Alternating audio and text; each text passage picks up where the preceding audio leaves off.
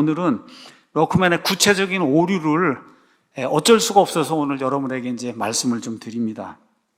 첫 번째, 영어 킹제임스 성경은 향상된 계시라는 거예요. 러크맨은 그걸 주장해요. Advanced Revelation이다.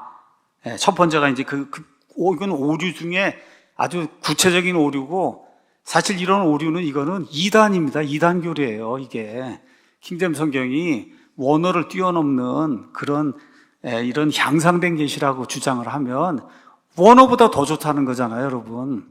킹제임스 성경은 원어보다 더 좋을 수 없어요. 원어에 딱 맞게 정확하게 되는 거지 그걸 넘어설 수 없는 거예요. 두 번째, 영어 킹제임스 성경이 그리스 신약 성경과 히브리어 구약 성경보다 우수하다. 그러니까 영어 킹제임스 성경만 있으면 되지 원어고 뭐고 그런 거 전혀 필요 없다고 주장하는 거예요. 원어고 뭐고 전혀 필요 없고 영어 킹제임스 성경만 있으면 다 할 수 있다. 근데 현실은 그렇지 않습니다, 여러분. 제가 30년 동안 성경을 번역했잖아요. 단수복수고 킹제임스 성경은 영어로는 맞아요, 그게. 근데 그걸 우리나라 말로 옮겨오려면 이게 단수인지 복수인지를 알 수 있는 유일한 방법은 원어를 봐야만 돼요. 그렇기 때문에 영어 킹제임스 성경만 가지면 다 할 수 있다고 주장하는 그런 오류에 빠지면 안 된다. 그거는 말도 안 되는 그런 오류예요. 세 번째, 이 러크맨이 지은 책 가운데 하나가 The Christian's Handbook of Biblical Scholarship 이런 책이 있습니다. 이거 뭐 번역을 하면 뭐 성경적 학자들의 뭐 크리스천 핸드북 우리가 그렇게 이야기할 수 있는데 이 책의 271쪽, 272쪽에 가면 아예 이렇게 있어서 영어 킹제임스 성경은 하나님의 영감에 의해 주어졌습니다. 러크맨이 그렇게 썼어요. 영어 킹제임스 성경은 하나님의 영감에 의해 주어졌다. 여기 있는 것처럼 이게 뭐예요? 이중 영감. 원어에도 하나님이 영감을 주시고 1611년에 영어 킹제임스 성경이 인쇄가 될 때 거기에도 하나님이 또 숨을 불어넣어줬다. 이게 이중 영감이거든요. 이중 영감. 이 이중 영감론은 비성경적이고 이단적인 그런 교리입니다. 성경 말씀에 뭐라고 기록이 되어 있어요? 디모데후서 3장 16절에 모든 성경 기록은 하나님의 영감에 의해 주어졌다.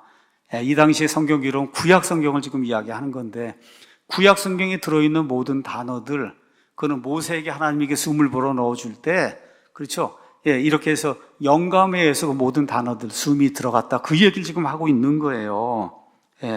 그래서 원어 성경들 그 안에 있는 단어들에만 하나님이 1차적으로 숨을 불어 넣어주시고 그 뒤에는 어떻게 돼요? 하나님이 보존해 주시고 그 다음에 때가 되었을 때 하나님이 섭리를 인도하셔서 정확하게 그 단어들을 번역해 주시는 이런 과정이 있는 겁니다. 그래서 웨스트민스터 신앙 고백에 이렇게 돼 있잖아요. 하나님께서 원어 기록들을 영감으로 주시고 여러분 1611년 킹제임스 성경을 영감으로 주신 게 아니에요. 원어 기록들을 영감으로 주시고 사상유래 없는 보아 섭리로 순수하게 그걸 보존했단 말이에요.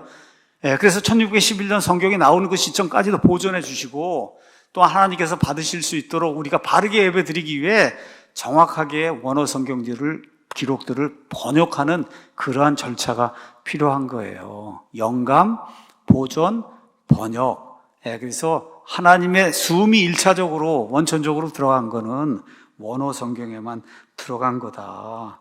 이렇게 이런데 이 사람들은 이중 영감을 믿으니까 어떻게 해요? 영어 킹제임스 성경이 원어 성경을 교정할 수 있다. 단수고 복수고 모두 다 영어 킹제임스 성경이 더 우수하다.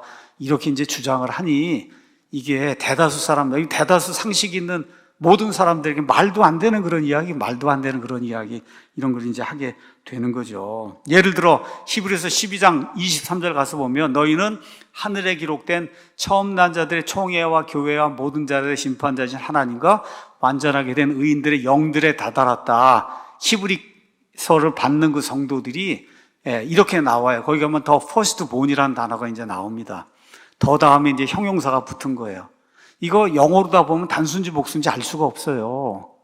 영어로다 보면 원어로 가서 보시면 저게 복수로 아주 명확하게 돼요. 복수로. 그러면 다른 해석은 할 필요가 없는 건 좀 복수예요. 처음 난 자들. 우리가 처음 난 자들이구나. 이렇게 이해를 하면 되는데 러크맨 그게 아니라는 거예요. 그 다음에 가서 저 퍼스트본이 크라이스트 단수가 될 수 있다는 거예요. 그래서 저게 처음 난 자의 교회 이런 식으로 해석할 수 있다고 이야기를 하는 거예요. 저런 해석은 애시당초 불가능한 해석이에요. 왜 안 돼요? 원어가 지금 거기 복수로 돼 있는데 어떻게 저걸 단수로 다 해석할 수 있다는 그런 여지를 남겨두면 안 되잖아요.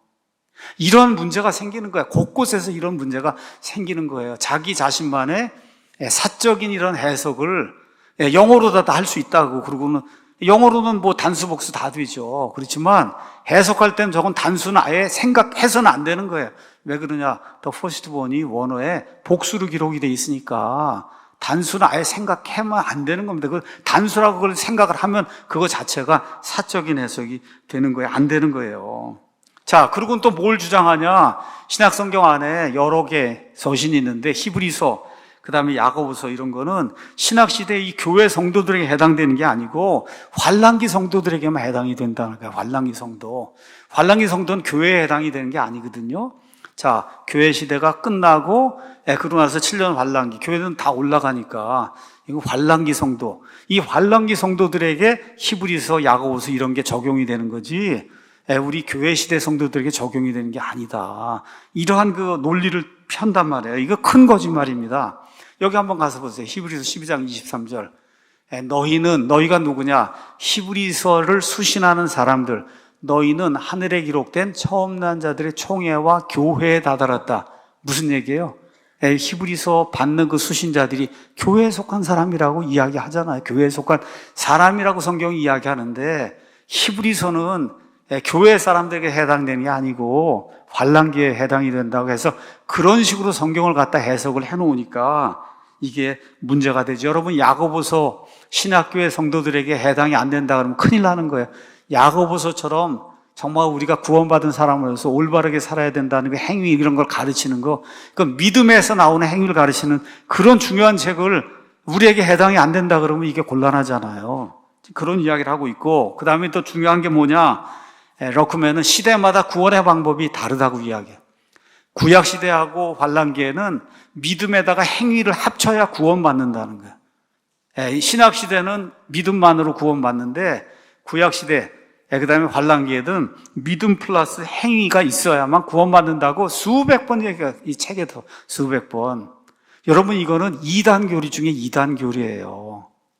하나님 앞에 가서 제가 하나님 이 믿음에다가 은혜에다가 거기다가 제가 행위 제 걸 더해갖고 제가 구원받았습니다. 하나님이 이놈아. 그렇지 않겠어요? 여러분 한번 생각해 보세요. 어떻게 하나님의 그 영원한 생명을 내 거 이 더러운 이 의를 여기다 더해가지고 제가 어떻게 구원받습니까 이게. 그러니까 기본이 안 돼 있는 거야 기본이. 그래서 세대주의 한다고 할 때 러크맨의 세대주의를 따르면은 시대마다 구원 방법이 다른 걸 가르치는 거예요. 하나님의 말씀 성경은 그렇게 이야기하지 않고 성경적인 세대주의는 그런 거 가르치지 않습니다. 사람은 처음부터 끝까지 믿음으로 은혜로만 구원받아요. 그게 로마서 4장에 아브라함이 믿음으로만 구원받고 율법 시대 전에 살았잖아요. 아브라함이 율법 시대 이후에 다윗이 믿음으로만 구원받고 신약시대 사람이 믿음으로만 구원받고 노아가 믿음으로만 구원받고 아벨이 믿음으로만 구원받고 그거 어디 있어요? 히브리서 11장이 전체가 다 믿음장이지 거기에 행위를 통해서 구원받는 사람이 어디가 있어요? 그렇잖아요. 그래서 우리는 믿음으로 은혜로만 구원받지 지금까지 살았던 모든 사람, 앞으로 산 모든 사람이 하나님 앞에 가서 고백하면 하나님의 은혜로 전적으로 제가 믿음으로 구원받았습니다 이거지 제 행위가 요만큼 이거 얘기하면 하나님이 이놈아 한다는 거 이게 그러니까 생각이 잘못된 거예요. 이거 잘못된 거거든요. 환란기에도 환란기에서 여러 사람이 순교해야 됩니다. 그때 이제 구원받기 위해서는 왜 그래요? 믿음이 있으니까 순교하는 거예요. 믿음이 있어서 순교의 행위가 나오는 거지 믿음 플러스 순교라고 하면 안 된다. 믿음이 있어서 그 믿음에 기인해서 순교하는 그런 행위가 나오는 거예요. 그래서 인류 역사상 믿음 플러스 행위로 구원받은 사람 하나님 앞에 한 명도 없습니다. 한 명도 없어요. 그래서 이런 걸 가르치기 때문에 안 되는 거예요. 또 이상한 교리를 가르쳐요.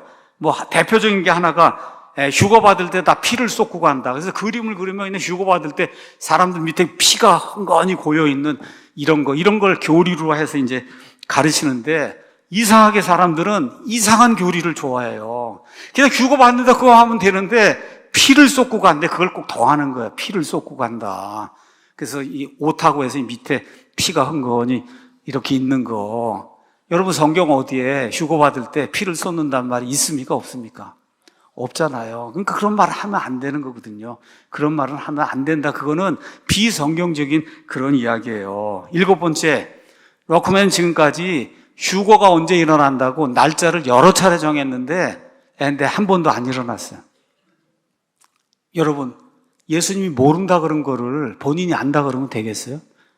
예수님이 오는 그 날짜, 날은 모른다 그러면 모르는 거잖아요. 모르는 거지. 자기가 아무리 천재라도 그것도 한두 번도 아니고 여러 차례 휴거가 이날 일어난다, 이날 일어난다, 이날 하면은 그 안 일어나면 다른 사람들이 좀 예수 믿는 사람 다 거짓말쟁이구나 이렇게 되잖아요. 그런 걸 직접 한 사람이 럭크맨이에요.